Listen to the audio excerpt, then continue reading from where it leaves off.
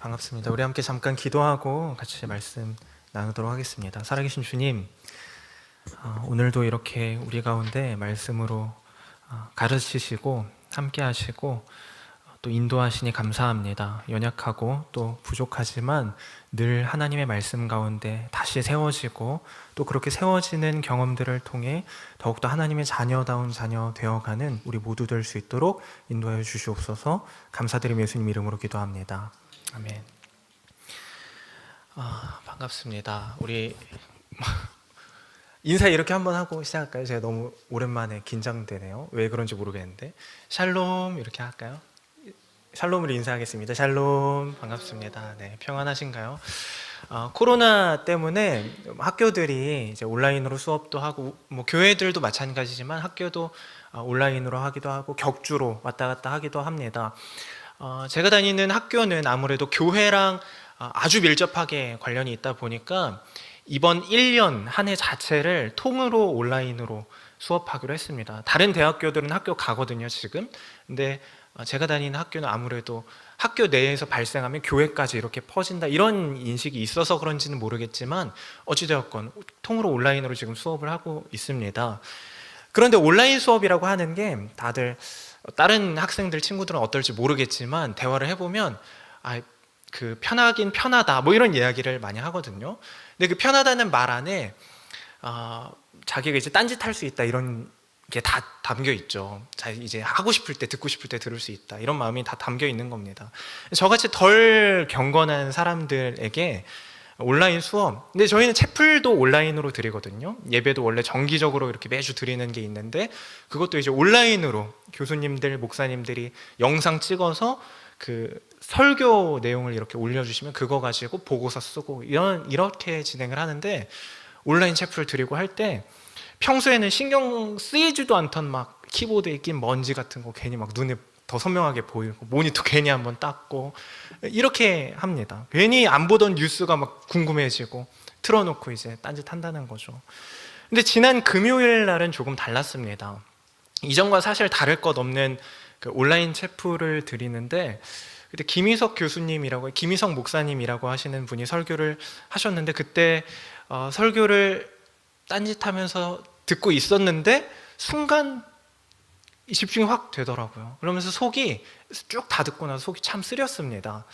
요즘 들어서 주일 예배도 그렇고 말씀을 들으면 속이 굉장히 자주 쓰린 경험을 하는데 이날도 그랬습니다. 그래서 그때 했던 묵상들, 그때 예배를 들으면서 들었던 그런 마음들을 이 요한복음 말씀인데 그것을 가져와서 같이 나눠보려고 합니다.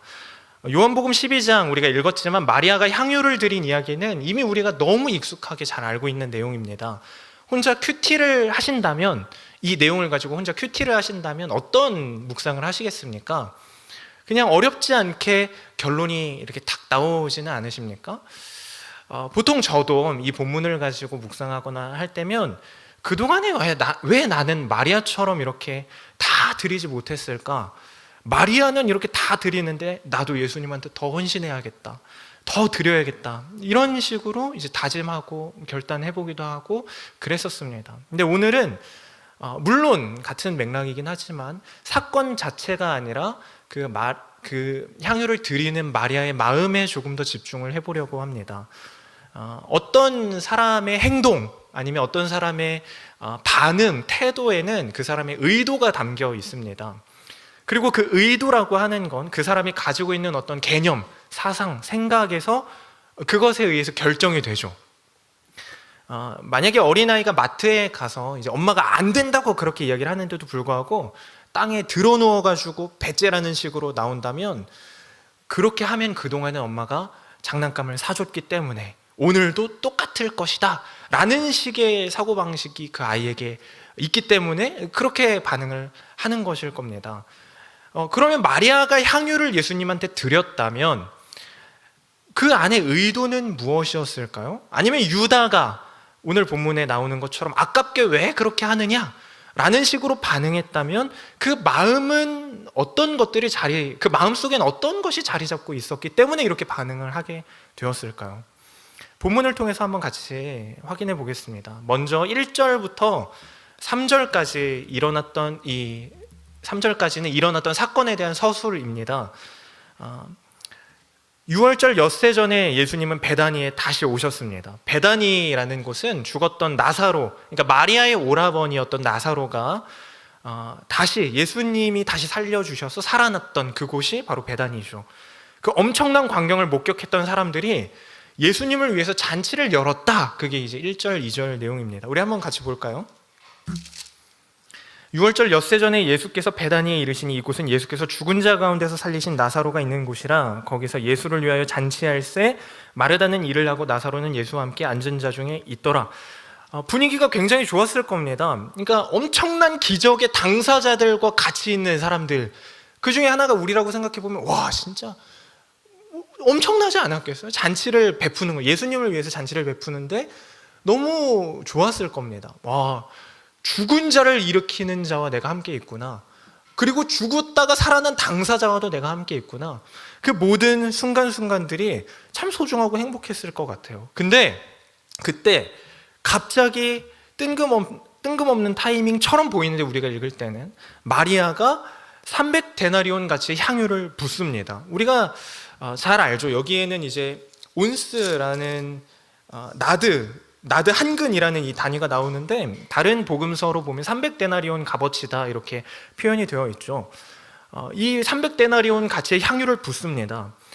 데나리온이라는 게 1당이면 300데나리온이면 300일치 1당이라는 거죠. 연봉하고도 같은 수준이죠. 연봉 수준의 그 향유를 붓는 겁니다. 돈의 가치로 이렇게 이야기하는 게 사실 좀 그렇긴 한데 그래도 혹시 1년 연봉, 그 1년 정도의 연봉에 저축을 해놓으신 분이 혹시 계신가요?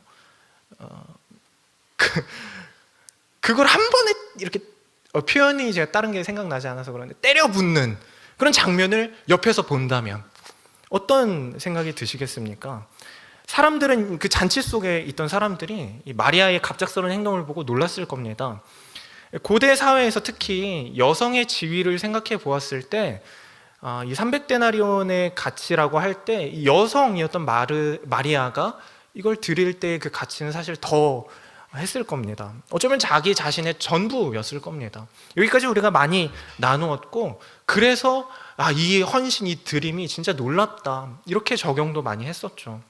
향유 냄새가 집을 채워나가는 만큼 사람들은 이런저런 생각들을 막 했을 겁니다. 속으로. 유다는 그때 계산을 했죠. 그러면 마리아는 왜 이런 행동을 했을까요? 마리아는 왜 이런 행동을 했을까요?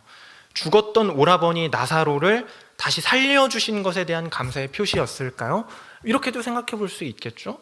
나의 하나밖에 없는 오라버니를 다시 살려주신 예수님께 감사 헌금의 개념으로 이렇게 드리는 거다. 뭐 이런 식으로도 생각해 볼 수 있을 테지만 아마도 그렇지는 않을 겁니다. 만약에 감사하고 싶었다면 굳이 향유를 부어버리는 방식으로 표현하지는 않았을 겁니다. 이 시점에서 우리가 이제 막 계산적으로 막 이렇게 계산해봐서 그렇긴 하지만 차라리 유다의 말처럼 돈으로 바꿔서 예수님 앞으로 사역하시는데 쓰세요. 제가 이거 가지고 있던 거 좀 팔아서 이렇게 마련해 봤습니다 라는 식으로 이렇게 드리는 게 더 효과적이었을지도 모릅니다. 특별히 이 향유는 향수로 쓰이기도 했지만 장례할 때 쓰는 것이죠. 순전한 나드 한근 이거를 이제 리터로 정확하게 바꾸기는 어렵긴 하지만 이제 여러 사람이 대충 계산해 봤을 때 적게는 300에서 많게는 800ml라고까지 이렇게 하더라고요. 그러니까 우리가 500ml 이 생수병 하나를 생각해 보면 사실 양이 많잖아요. 이거를 한 병을 예수님한테 다 부으면 예수님이 다 젖으시고 바닥도 다 이렇게 흥건하게 젖었을 겁니다. 머리부터 발끝까지 다 이렇게 젖었을 것 같아요. 마리아가 향유를 감사의 표시로 이렇게 드릴 필요는 없어 보이는데 그러면 그게 아니라면 왜 마리아는 향유를 예수님께 이런 방식으로 드렸을까? 그 이유에 대한 설명은 이제 이후에 나오는 인물과 대조가 되어서 나타납니다.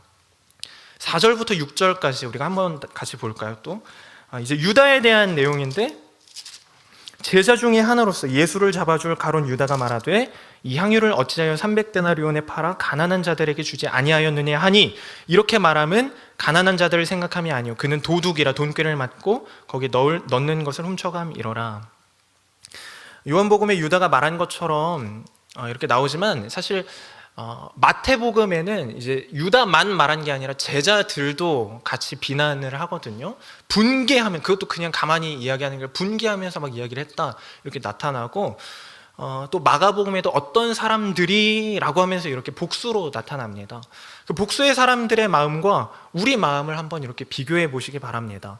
유다의 마음과 우리 마음을 한번 이렇게 비교해 보시기 바랍니다. 우리가 만약에 그 자리에 있었다면 유다가 하는 그 말에 고개를 끄덕였을지도 모릅니다. 그 논리는 사실 굉장히 합리적이게 들리죠. 합리적이게 들립니다.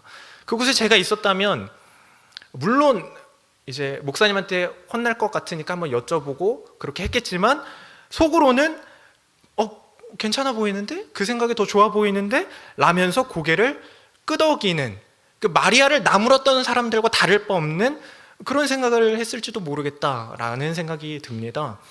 우리는 사실 가룟 유다가 어떤 사람인지 알잖아요. 그가 어떤 행동을 앞으로 할 거고, 또 어떤 마음을 가진, 도둑이라 이렇게 아예 나와버리니까 알기에 사실 저런 나쁜 놈, 이런 그 시선, 선입견을 가지고 바라보는 경향이 조금 있습니다. 그래서 유다가 하는 말이 다 나쁘게 보이고 다 거부 반응이 먼저 일어나는 것이죠. 근데 사실 유다는 12제자 중에 한 명이었습니다. 이거를 먼저 기억을 해야 돼요. 특별히 이 제자 중에서 재정을 맡은 회계였어요. 회계. 유다는 헌신자였습니다. 사실 자신의 삶의 터전을 다 버려두고 3년이나 예수님을 쫓아다닌 사람이 몇 명이나 있어요, 성경에. 12제자 말고 또 누가 나오나요? 12명 중에 한 명이 바로 유다입니다. 쉽지 않은 일이죠. 아무나 다 그렇게 할 수 있는 건 아닙니다. 유다는 그 중에 하나였습니다. 그런데 어쩌다가 유다가 이렇게 되었을까요? 어쩌다가. 본문은 자신의 모든 것을 다 드린 마리아와 제자에서 도둑이 되어버린 그 유다의 두 가지 그림을 대조해서 계속 보여주고 있습니다. 의도된 그림이죠. 우리는 이후에 나타나는 예수님의 대답에 앞서서 이제 여기에 예수님께서 마리아의 마음이 어디에서 출발했는지 설명을 해주시긴 하지만, 그것을 살펴보기 앞서서 요한복음 11장의 사건을 다시 살펴볼 필요가 있습니다. 11장의 배경은 역시 베다니입니다. 베다니. 그곳에서 예수님이 마리아의 죽은 오라비 나사로를 다시 살리셨죠. 그러나 나사로를 살리기 전에 이제 예수님께서 오실 때 처음에 마리아는 나오지 않습니다. 우리가 11장 17절부터 한번 같이 찾아볼까요? 앞에 조금만 넘어가면 되니까 11장 이제 앞쪽에 보면 마리아와 마르다, 그 나사로가 병들었으니까 예수님 고쳐주세요라고 마리아와 마르다가 사람을 보내서 예수님을 청하는데, 예수님이 한참 뒤에 오세요. 17절. 네, 나오네요. 우리가 같이 한번 보겠습니다. 예수께서 와서 보시니 나사로가 무덤에 있은지 이미 나흘이라. 베다니는 예루살렘에서 가깝기가 한 오리쯤 되매 많은 유대인이 마르다와 마리아에게 그 오라비의 일로 위문하러 왔더니, 20절 한 목소리로 읽을까요? 시작. 마르다는 예수께서 오신다는 말을 듣고 곧 나가 맞이하되 마리아는 집에 앉았더라. 네. 마르다는 예수님 오신다는 말 듣고 곧 나가서 맞이했는데 마리아는 집에 그냥 있었습니다. 사실 예수님이 그 전에 사람 보냈을 때 이렇게 말씀을 하셨어요. 이 병은 죽을 병이 아니다. 하나님의 영광을 위함이다. 이 나사로가 걸린 병은. 그렇게 이야기를 하셨는데 마리아가 느끼기엔 이미 죽었거든요. 이미 죽은 지 그것도 나흘이나 됐어요. 아니, 하나님의 영광을 위함이라고, 병 이거 죽을 병 아니라고 그렇게 하셔놓고서 영광 타령하더니 이게 뭡니까? 병들어 아프다고 할 때 빨리 오셨어야지, 이미 죽은 지 나흘이나 지났는데 이제 와서 무슨 소용입니까? 이런 마음이 아마 담겨 있었던 것 같아요. 우리가 기대했던 일이 일어나지 않으면 자주 그렇듯이 마리아도 굉장히 섭섭했을 겁니다. 굉장히 속상했을 겁니다. 여기에 굳이 이제 거리가 나오잖아요. 베다니는 예루살렘에서 가깝기가 한 오리쯤 되매. 오리가 몇 킬로죠? 2킬로잖아요. 심리가 이제 4킬로니까 심리도 못 가서 발병 난다는데 오리밖에 안 되는데 늦게 오신 거예요. 얼마나 섭섭했을까. 뭐 이런 상상을 해보는 겁니다. 어쨌건 마르다는 나갔는데 마리아는 집안에 그냥 박혀 있었어요. 예수님 오신다는데. 그래서 예수님이 25절, 26절처럼 하신 말씀을 마중 나간 마르다는 들었는데 마리아는 듣지 못합니다. 이것도 제가 적어놓긴 했는데 한번 한 목소리로 같이 읽을까요? 굉장히 우리가 잘 알고 사랑하는 구절인데 우리가 한 목소리로 읽겠습니다. 시작. 예수께서 이르시되 나는 부활이요 생명이니 나를 믿는 자는 죽어도 살겠고 무릇 살아서 나를 믿는 자는 영원히 죽지 아니하리니 이것을 내가 믿느냐. 나사로를 살게 하실 예수님이 부활을 주시는, 내가 부활을 주는 이이며 더 나아가 나를 믿는 자들에게는 영원히 죽지 않는 생명이 된다라고 선언하시고 선포하시고 말씀을 하셨습니다. 마리아는 그때 직접 듣지 못했습니다. 이후에 물론 마르다가 마리아를 불러와서 나사로가 살아나는 그 모든 광경을 다 지켜보고 마리아도 예수님을 믿게 되었죠. 예수님이 누구신지를 그때 보고 믿게 됩니다. 그러나 대제사장과 바리새인들이 예수님을 잡아서 이제 죽이기로 모의를 하니까 예수님이 그곳을 곧 떠나가시는 바람에 마리아가 그 어떤 직접적인 고백을 할 방법이 없었습니다. 표할 수가 없었습니다. 예수님은 본문 7절에서, 오늘 12장 본문 7절에서 마리아의 행동에 대해서 그래서 이렇게 말씀을 하십니다. 그를 가만두어라. 나의 장래할 날을 위하여 그렇게 한 것이다. 이 앞에 계속 끊임없이 이 제자들과 다니실 때부터 나는 선한 목자로서 양을 위해 목숨을 내던질 거야, 이런 말씀을 계속 하셨던 그 예수님이 이제 곧 대속의 십자가를 지고 죽음을 당하실 것인데 마리아가 겪었고 들었던 그 이야기들을 쭉 정리해 보니까 이게 내가 진짜 말할 수 없는 은혜가 바로 예수님 그 자체였구나 라는 사실을 깨닫게 되었고, 그런 예수님께 감사하기 위하여 나의 전부이지만 이 향유가 그냥 아깝지 않게 되었고, 예수님의 그 길의 가운데 나는 동참하고 싶었고, 그 모든 이유와 목적들이 이제 표현되는 방식이 향유를 드리는 방식으로 나타났던 것입니다. 나사로 사건이 있은 후에 마리아와 나사로는 분명히 마르다를 통해서 예수님이 하셨던 그 11장 25절의 말씀, 나는 부활이요 생명이라 하셨다는 그 말씀을 들었을 것이 분명합니다. 그간 들었던 예수님의 이야기들과 십자가의 사랑의 은혜가 어떤 의미인지, 진짜 어떤 의미인지를 온 마음으로 깨달은 겁니다. 예수님이 십자가로 가시는 것이, 그 길이 어떤 것인지 알기 때문에 할 수 있는 일을 하기로 한 것이죠. 이제 오늘 본문 시작이 6월절 엿새 전에 이렇게 되잖아요. 이제 얼마 안 있으면 예수님 십자가 달리십니다. 물론 마리아가 뭐 6월절에 그렇게 된다 만다 이런 것까지 알지는 못했겠지만, 그러나 앞으로 그분이 가시는 길이 어떤 의미인지를 알았습니다. 그래서 그 길에 함께하고 싶었던 겁니다. 다른 무엇과도 바꿀 수 없는 것을 주신 예수님께 다른 무엇과 바꿀 수 있는 향유를 부음으로 그 길에 동참하고 있는 것이죠. 8절을 조금 같이 또 보면 가난한 자 이야기가 나옵니다. 가난한 자들은 항상 너희와 함께 있거니와 나는 항상 있지 아니하리라 하시니라. 이게 왜 갑자기 여기 나올까? 이렇게 생각해 볼 수도 있겠지만 사실 이 말은 이 말입니다.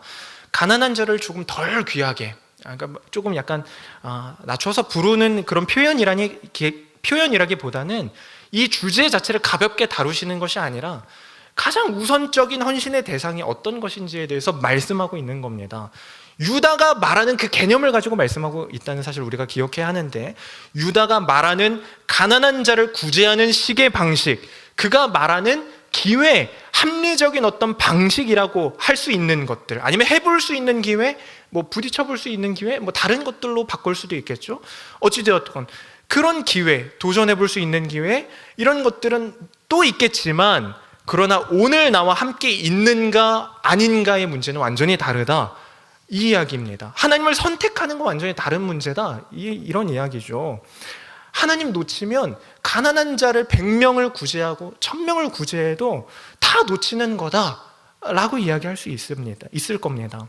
유다는 예수님과 있으면서도 예수님과 함께 있지 못한 자였고, 마리아는 예수님과 함께 없을 때부터 예수님을 향한 감사와 사랑으로 가득한 참된 의미에서의 제자로서 함께한 자였다라는 의미인 겁니다. 이 7절, 8절에서 예수님이 이 행위에 대해서, 이 마음에 대해서 이렇게 말씀해 주고 계신 것이죠.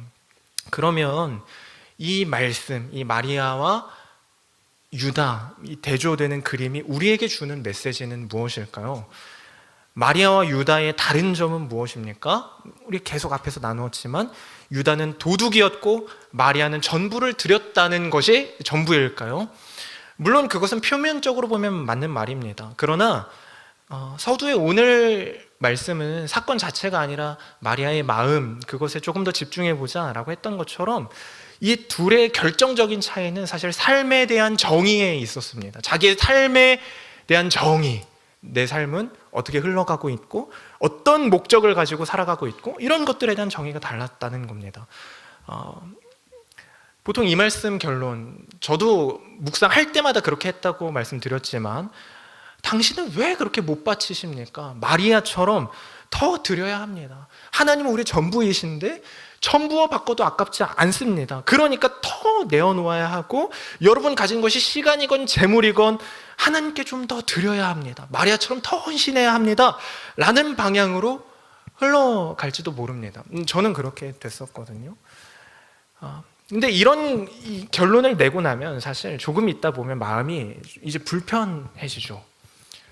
뭔가 막 아까운 게 떠오르고 억울한 게 막 떠오르고 이 정도 했으면 된 거 아닌가 싶은 게 막 생각나기 때문에 마리아는 사실 이게 오늘 말씀의 결론인데 이 사실을 우리가 정확하게 알아야 합니다. 마리아는 향유를 바친 것이 아닙니다.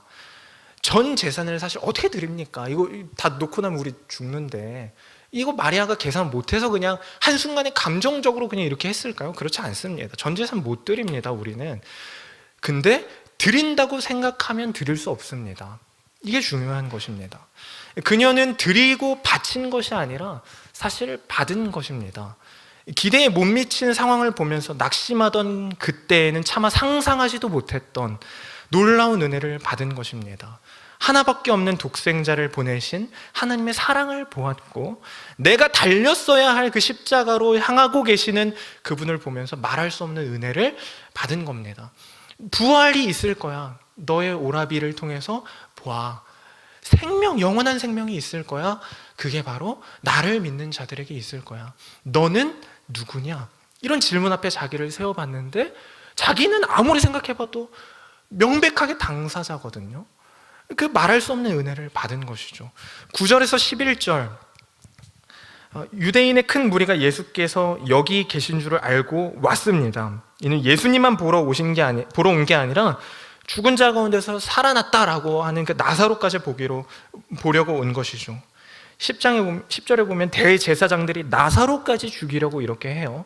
그 예수님을 향하던 비난의 화살, 고난의 화살이 나사로로 향하고 있습니다. 11절에 그런데 이렇게 나와 있죠. 우리 한 목소리로 읽습니다. 11절 시작.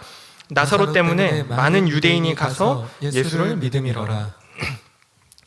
나사로를 살린 사건은 그래서 살아난 것은 나사로였지만 나사로만을 위한 것이 아니라 마리아를 위한 것이었고 무리를 위한 것이었고 유대인들을 위한 것이었고 그리고 이 말씀을 듣는 우리 모두를 위한 것이었다라는 것을 믿으시기 바랍니다. 말씀을 정리하고 마치도록 하겠습니다. 제가 10년 정도 전에 이제 천안에 그때쯤 내려온 것 같아요.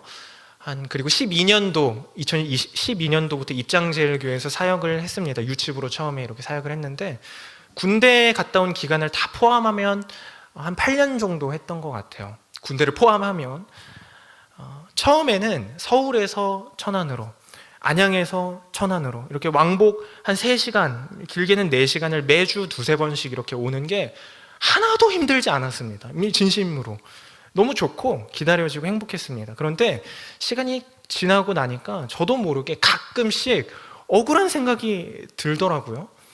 나는 그래도 할 만큼 많이 한 것 같은데 이 정도면 많이 한 거 아닌가? 시간을 들여서 사역도 했고 인생 들여서 신학 그 길도 가고 이렇게 하고 있는데 드린 만큼 드린 거 아닌가? 제 연약함 때문이겠죠. 부족함 때문이겠죠. 그런데 하나님이 계속 더 요구하시는 그 요구 앞에서, 도전하시는 도전 앞에서 도대체 어디까지 가라고 하시는 거지? 굳이 그렇게까지 해야 하나? 이런 마음이 들었습니다. 그러더니 갑자기 이제 손에 쥐고 있는 것, 뒷주머니에 넣어놨던 것들이 뭐 있지도 않은데 사실 그런 게 갑자기 아깝게 느껴지기 시작했어요. 뭐 솔직히 쥐고 있어봤자 뭐 얼마나 되겠습니까? 근데 그게 아깝고 놓는 게 싫어지는 겁니다. 어느 순간에 유다가 되어가고 있는 거죠. 제가 최근에 들었던 말 중에 하나님이 그때 제 뒤통수를 팍 치시면서 하셨던 말씀이 있는데 이렇게 말씀을 주셨어요. 너 부자 되면 하나님도 버리겠다. 이게 유다하지 않습니까? 오뇇 유다 되겠다. 그것이 오뇇 유다. 혹시 우리는 박뇇 유다, 이뇇 유다 이시지는 않습니까? 저는 너무 힘들었어요. 그게 오뇇 유다가 된다는 게. 부자 되면 하나님도 버리겠다. 너 그러다가.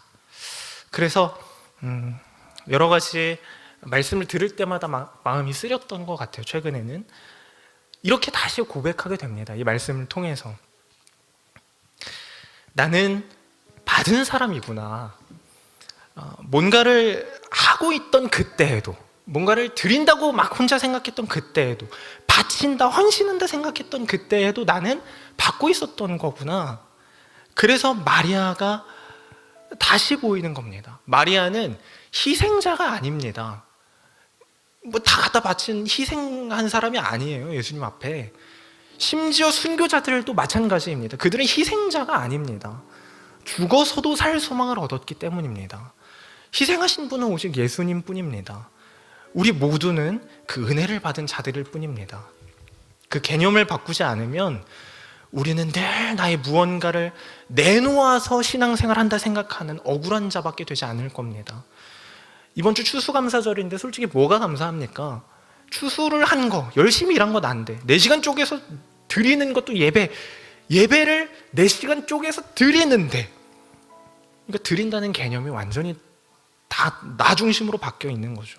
내 힘 들여서 사역하는 거고 없는 돈 쪼개서 헌금하는 것도 나라면 그 과정을 지나가는 동안 생기는 서운함들, 억울함들, 아니면 자기의 어떤 잘남들, 나 이만큼 했다, 이런 잘남들, 이런 것만 남을 겁니다.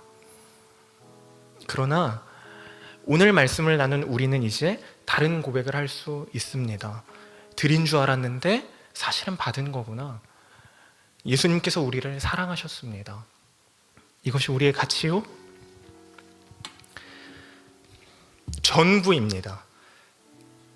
우리에게 주시는 이 말씀을 기억하면서 우리 가슴에 은혜를 품고 예수님의 그 십자가의 삶을 기꺼이 동참하며 살아내는 저와 우리 모두 되시기를 바랍니다. 우리 같이 잠깐 기도하겠습니다. 살아계신 주님, 감사합니다.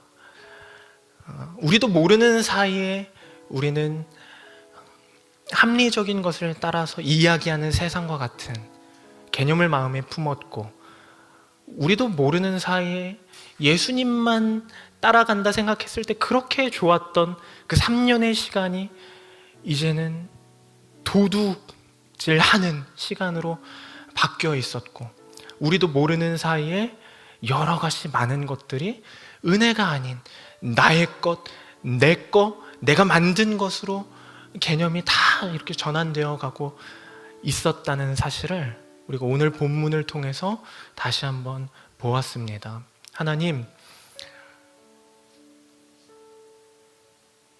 우리의 전부입니다.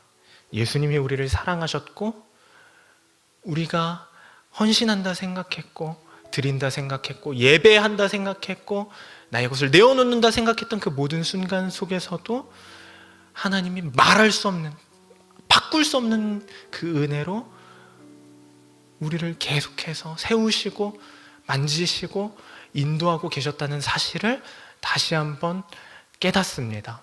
하나님, 우리가 늘 주님의 사랑 안에서 그것으로 족합니다. 그래서 나는 예수님 가라 하신 그곳으로 갈 수도 있고, 도전해 볼 수도 있고, 실패해 볼 수도 있고, 모든 고백들 다 해볼 수 있습니다 라는 복음의 능력을 또한 소유한 자로 살기를 원합니다. 우리를 붙드시고 인도하시는 주님, 우리에게 늘 은혜로 채우시는 주님, 그 주님을 닮아가길 간절히 소망합니다. 우리를 붙들어 주시옵소서. 감사드리며 예수님 이름으로 기도합니다. 아멘.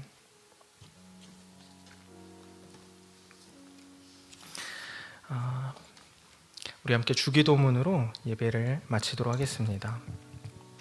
하늘에 계신 우리 아버지여, 이름이 거룩히 여김을 받으시오며 나라가 임하시오며 뜻이 하늘에서 이루어진 것 같이 오늘 우리에게 일용할 양식을 주시옵고, 우리가 우리에게 죄 지은 자를 사하여 준 것 같이 우리의 죄를 사하여 주시옵고, 우리를 시험에 들게 하지 마시옵고 다만 악에서 구하시옵소서. 되게 나라와 권세와 영광이 아버지께 영원히